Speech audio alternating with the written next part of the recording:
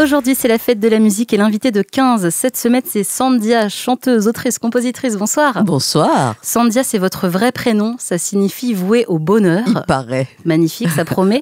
Vous venez de sortir votre premier album, What If, et ça donne ça, petit medley. What if I wrote you a song that brings tears to your eyes? What if I told you how long I've been waiting for you in this life? Sandia. How my mama called me Sandia. That's my name. Dis-le-moi encore. Dis-le-moi plus fort. Que j'y crois encore. Dis-le-moi, dis-le que notre amour n'est pas mort. Dis-le-moi, pour moi c'est un tube cette chanson, je l'adore. Comment vous définissez votre musique ? Oh, waouh, je dirais éclectique, instinctive, parce que j'ai pas vraiment étudié la musique en fait. C'est des choses qui me viennent un peu de manière instinctive. Vous êtes autodidacte ? Ouais. Pour les instruments aussi ? Alors, les instruments, oui, le piano, je joue du piano, un petit peu de guitare, mais ouais, je suis complètement autodidacte. Ça vient d'où tout ça ?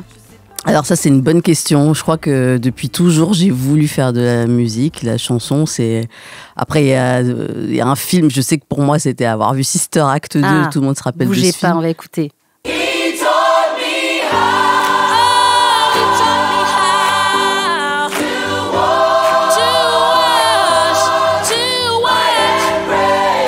Qu'est-ce qui s'est passé, Sandia, avec Sister Act 2 ?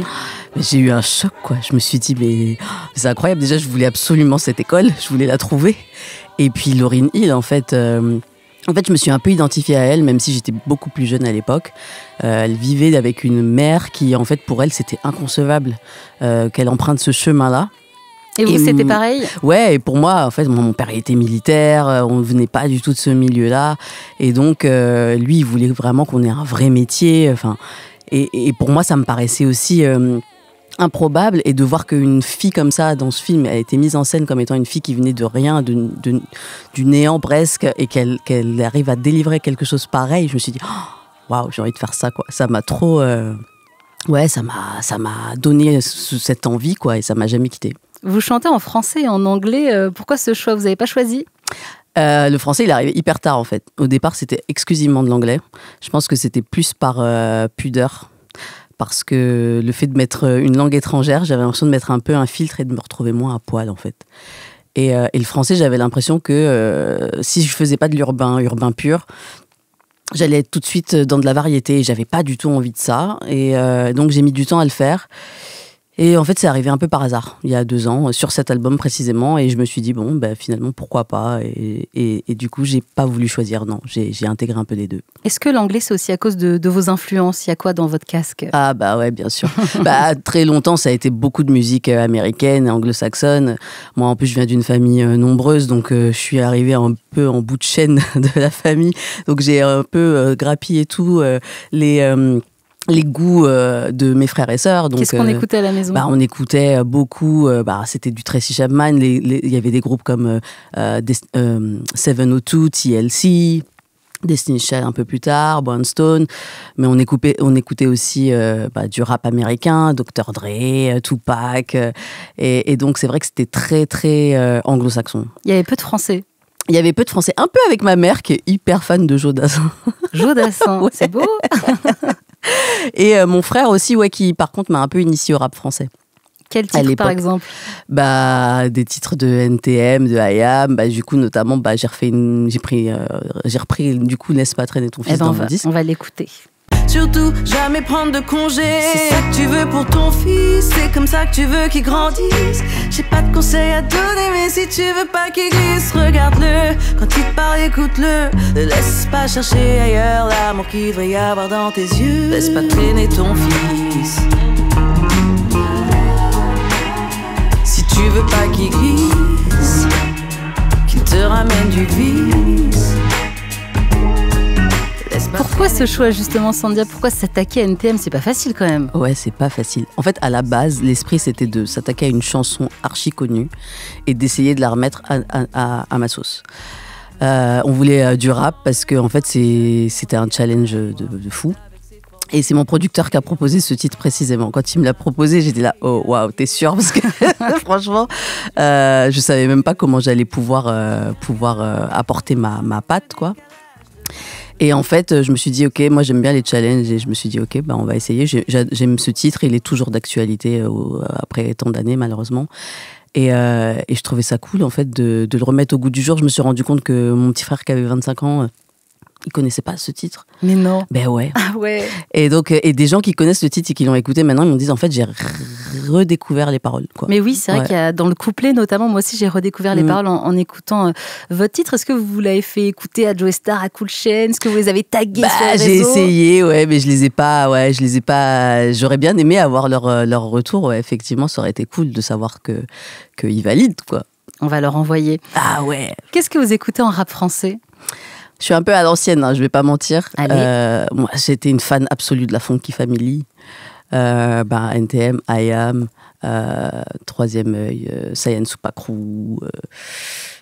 Ouais, c'est ces groupes-là. Après, c'est vrai que je suis moins au fait de ce qui se passe actuellement. C'est mon côté un peu vieillot, peut-être, je sais pas. On embrasse Pone, en tout cas, de l'AFF, qui a sorti un très beau livre qui faisait les prods de la Funky Family. C'est ça que je vais vous demander. En France, on a du mal à parler de soul, de R&B. Ouais. On a du mal à en faire. Est-ce que vous partagez ce point de vue que c'est difficile encore de faire de la soul et du R&B à la française? Ouais, je trouve. Je sais pas d'où ça vient. C'est vrai que c'est un domaine qui est très fermé. Alors, je sais pas si c'est parce que c'est tellement ancré dans la culture américaine que, en fait, ça reviendrait à faire que de la pâle copie en français. Je sais pas exactement d'où ça vient, mais c'est vrai que il y a eu une petite période, un peu, je dirais dans les années 2000, où il y a eu un peu une période un peu R&B, mais c'est vrai que ça a pas duré et j'arrive pas à me l'expliquer. Mais moi, je me caractérise pas comme étant quelqu'un qui fait du R&B aujourd'hui, par exemple. Je dirais que c'est pop, soul, mais c'est vrai que si t'arrives et que tu parles de soul tout court, bon... Les gens paniquent un peu. Ouais, c'est compliqué. On nous met tout de suite dans une case. Et quand on est noir, j'ai l'impression qu'on a envie de nous emmener là-bas. On fait de la soul, forcément. C'est Isolde qui dit souvent ça. Et elle se met l'étiquette, ou elle se l'est mise, en tout cas ces dernières années, je fais de la variété française. Ouais. Et oui, on peut être une femme noire et faire du piano-voix et de la chanson française. Ouais, c'est bien de le rappeler, quoi, je pense. Vous le sentez comment, vous, ce côté un peu décalage, si on est noir ou racisé, on fait de la pop urbaine forcément, ou du rap ou de la soul, comme s'il n'y avait pas d'autres possibilités? C'est un peu fatigant, d'une manière générale, j'ai un peu de mal avec le fait d'être contraint et dans une case. C'est dommage qu'on puisse pas un peu péter ces barrières et qu'on continue à avoir ces clichés, ces stéréotypes-là. Et qu'on nous attende toujours aux mêmes endroits, en fait. Donc moi, ce décalage, il me fatigue un petit peu et j'espère qu'au fil du temps, ça va finir par se réduire, quoi. Est-ce que la musique est ouverte? C'est un petit peu le but? C'est censé être ça, en fait. C'est censé être ouvert, mais c'est vrai qu'une fois qu'on est dedans, on se rend compte que ça n'est pas tant que ça. Et c'est le côté un peu frustrant, quoi, je dirais. On va pas faire de mystère. Vous êtes la petite sœur de la chanteuse Imani. Vous avez même fait un duo qui s'appelle Can't Say It's Love. On écoute. I wasted so much time standing by your side. How sad. I put my pride away so you never go away. And I paid the price of your lies. Your lies. I can't say. Être la petite sœur d'Imani, c'est un plus ou c'est un moins dans le milieu? Je pense que ça dépend. On veut savoir. Le plus c'est le moins. Ça dépend de où. Écoutez, je sais pas, je le ressens pas en tout cas comme étant un frein à quoi que ce soit. Ce qui est déjà, moi je me présente jamais comme ça, c'est-à-dire que j'arrive jamais, je dis bonjour, je suis Sandia, la sœur d'Imani, jamais. Les gens le découvrent ou pas au fur et à mesure du temps. Bon, on se ressemble, donc en général ça se sait. Mais heureusement, j'ai une sœur qui en général est appréciée et qui est assez bien éduquée. On a eu les mêmes parents. Ce qui fait qu'elle elle laisse pas de mauvais souvenirs en règle générale. Donc, je ne crois pas que ce soit un handicap. Et par contre, c'est un soutien aussi pour moi parce que elle, depuis le début, elle me soutient, même si j'ai mis du temps à faire mon coming out, on va dire. Musical, je précise. Elle me soutient, en fait, mais d'une manière très respectueuse. Elle reste à distance. Elle est là. Si j'ai besoin d'elle, je sais que je peux compter sur elle. Mais elle n'interfère pas. Comment vous avez vécu son succès qui a eu lieu avant le vôtre? Comment vous le vivez? Comment vous l'avez vécu? J'étais super fière. Et en même temps, ça m'a donné aussi, moi, la motivation. Parce que je me suis dit, après tout, on vient littéralement du même endroit. elle et moi. Et si elle a réussi à le faire, il n'y a pas de raison que je puisse pas. Donc ça a été vraiment un coup de fouet pour moi et j'étais super fière d'elle et hyper contente qu'elle arrive là où elle en est aujourd'hui. Il y a d'autres musiciens dans la famille ou vous êtes les deux seuls ? À ma connaissance, on est les deux seuls. Mais bon, moi, je l'ai fait secrètement pendant des années. Donc si ça se trouve, quelqu'un va se révéler. Voilà. Il y a des comédiens, des pâtissiers, mais c'est vrai qu'on est les seules musiciennes. Avec quel artiste vous rêvez de faire un duo ? Vraiment, on peut tout... C'est un rêve. On peut tout imaginer. On peut tout dire. Bah, franchement, ma number one, ce serait quand même Alicia Keys. Moi aussi. Ouais. Pourquoi elle ? J'adore cette femme. En fait, depuis le début, déjà, depuis son album Song in Minor, je crois qu'il date de 2001, je suis tombée amoureuse, quoi, vraiment musicalement de cette femme. Et en fait, plus le temps passe, maintenant, avec les réseaux, en plus, on arrive à découvrir les artistes un peu plus dans leur intimité, dans leur vie quotidienne. Et je trouve qu'elle dégage vraiment quelque chose de puissant, cette femme. De la bienveillance, elle a une aura incroyable, c'est une businesswoman incroyable, une mère de famille. Elle a l'air d'être sur tous les fronts et en même temps, elle a l'air d'avoir gardé une certaine humilité. Et puis voilà, c'est une chanteuse incroyable, une musicienne, une pianiste. Ouais, j'aurais rêvé de jouer du piano comme elle. Et ouais, faire un duo avec elle, ce serait vraiment... Je sais pas si j'arriverais à ouvrir la bouche à côté d'elle, mais faire un duo avec elle, ce serait vraiment mon rêve. Il y a quelques années, vous avez décidé de quitter votre travail pour faire de la musique. Quel a été le déclic et sans regret ? Alors, sans regret, je réponds tout de suite oui. Et le déclic, ça va être un peu bateau, mais un jour, je me suis réveillée, j'ai pris conscience que j'étais mortelle. Enfin, mortelle dans le sens où j'allais mourir.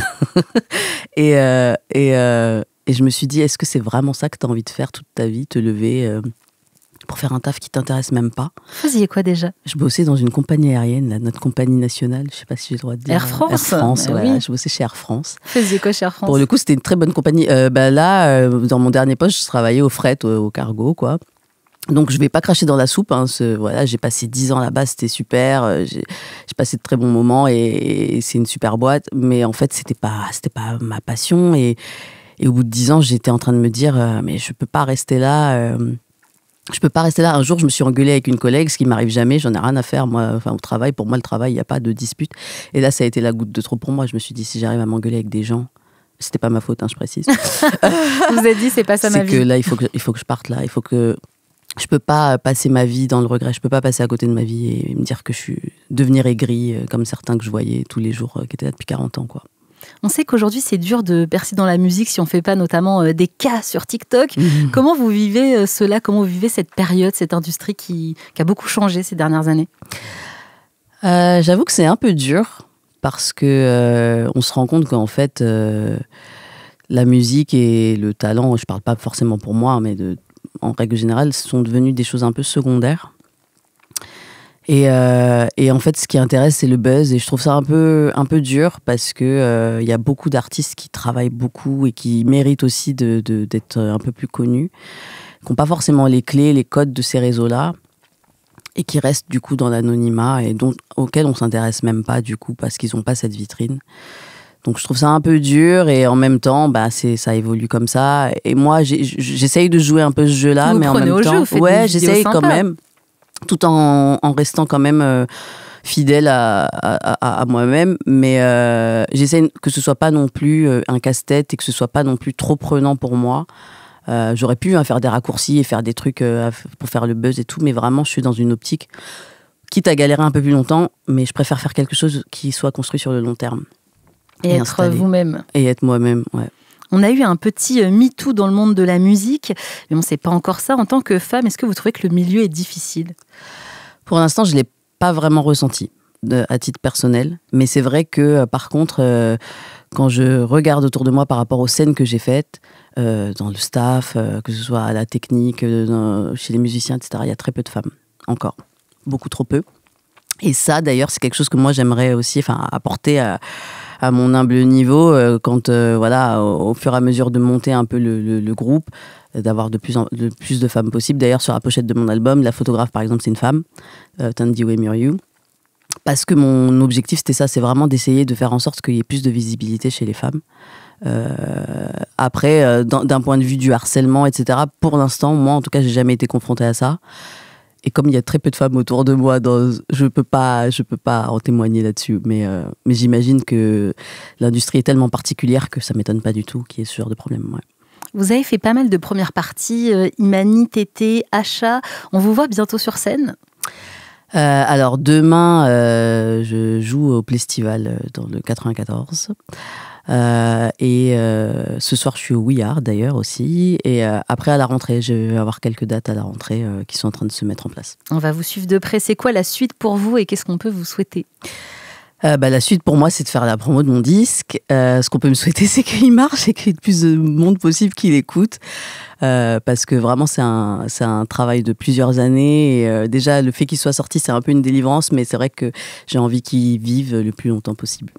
Merci beaucoup Sandhya d'être passée dans 15. Je rappelle que vous venez de sortir votre premier album What If et qu'il est très très bon et qu'il faut l'écouter. Yes. À bientôt. Merci.